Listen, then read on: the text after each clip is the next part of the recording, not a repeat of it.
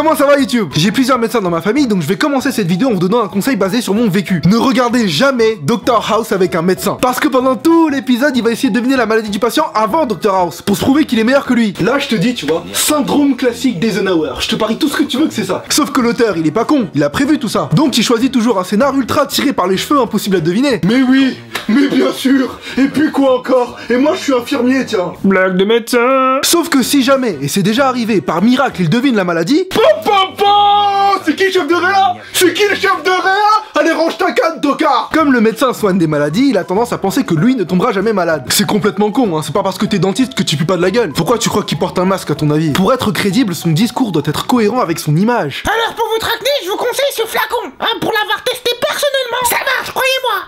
Les médecins sont tenus au secret médical. Sauf que des fois c'est tellement secret que même à toi ils peuvent pas le dire pour pas te choquer. Du coup entre médecins pour se comprendre ils utilisent des messages codés. Exemple, K, cancer. PTH, prothèse totale de hanche. Alors attention celui-là faut aller le chercher. AVP avec TC sans PC, accident de voie publique avec trauma crânien sans perte de connaissance.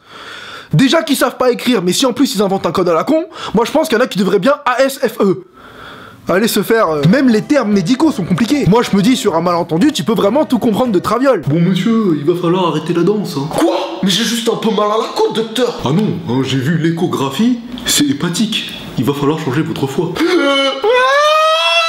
Qu'est-ce qui t'arrive, PD? C'est le docteur, il m'a dit que ma chorégraphie était pathétique.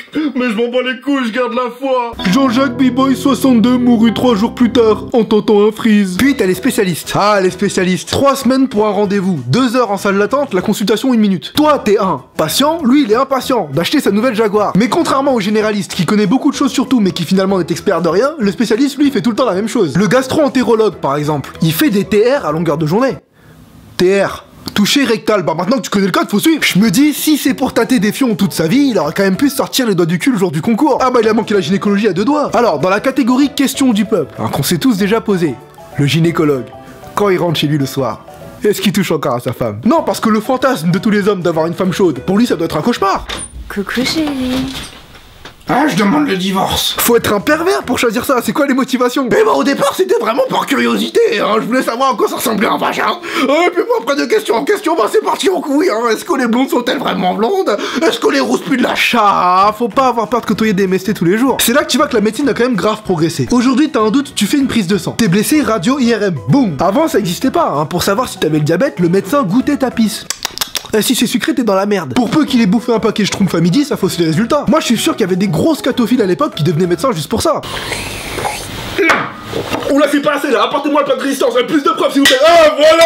Ah, je me dis, les pauvres vétérinaires à l'époque, pour savoir si un cheval avait le diabète ou pas, fallait mettre la main à la nouille, à la patte. Alors, j'ai rien contre les vétos, hein, mais je pense que c'est une vocation qui s'est décidée à l'enfance. T'as une maison de campagne, tu fais de l'équitation, c'est là qu'il y a eu un tournant. C'est pas à Paris en jouant 2-3 fois à Nintendogs que tu vas découvrir un amour pour les animaux. Ah, moi, je vois un caniche, j'ai envie de lui shooter dedans, pour déstresser. En parlant de stress, pour moi, le médecin le plus cool, le plus détente, tu vois, c'est le psy. À quel point tu as si peu de problèmes dans ta vie pour être prêt à écouter ceux des autres? Moi j'aurais pas cette patience. Docteur, j'ai pas d'amis. Prends un curly. Mais pour moi le boss des boss, tu vois, ça reste quand même le chirurgien. Alors attention, pas le chirurgien esthétique, hein. Je te parle du vrai chir, celui qui te fout une caméra dans la horte. 1 mm à côté, tu passes de l'autre côté. Le mec il arrive comme ça avec son expérience, invaincu sur Docteur Maboul, sang froid level 9000. Ah il est mort. Erreur médicale. Non mais les histoires de chirurgiens bourrés en salle d'op ou qui se trompent dans la greffe, t'en as à gogo. Je pense qu'il y a des chirs qui une fois morts, hein, lorsqu'ils rencontrent vraiment Dieu, faudrait les envoyer ni au paradis ni en enfer mais plutôt dans la case fournisseur. Ah c'est la branche avec le plus grand taux de décès. Mais j'ai déjà vu pire. Je connais un cardiologue, son cabinet se trouve au 11e étage d'un immeuble sans ascenseur.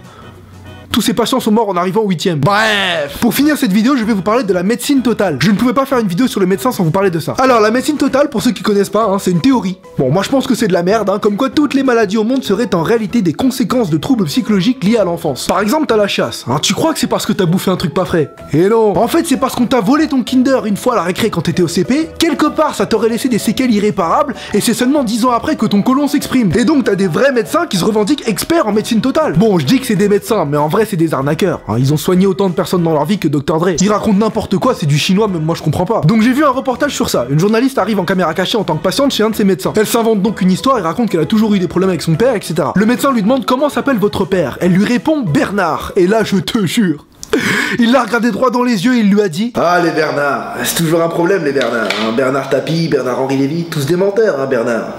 C'est ceux qui bernent avec art, si vous voulez. Hein. Donc je pense que votre problème vient de là.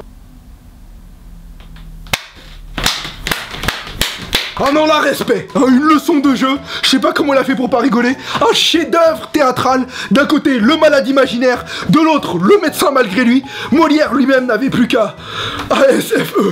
Bon, évidemment, ces charlatans savent bien que 99% des gens n'y croient pas, hein, mais ils profitent de la faiblesse de ceux qui n'ont plus aucun espoir, ceux sur qui aucun traitement classique n'a marché et qui ont besoin de s'accrocher à une étoile.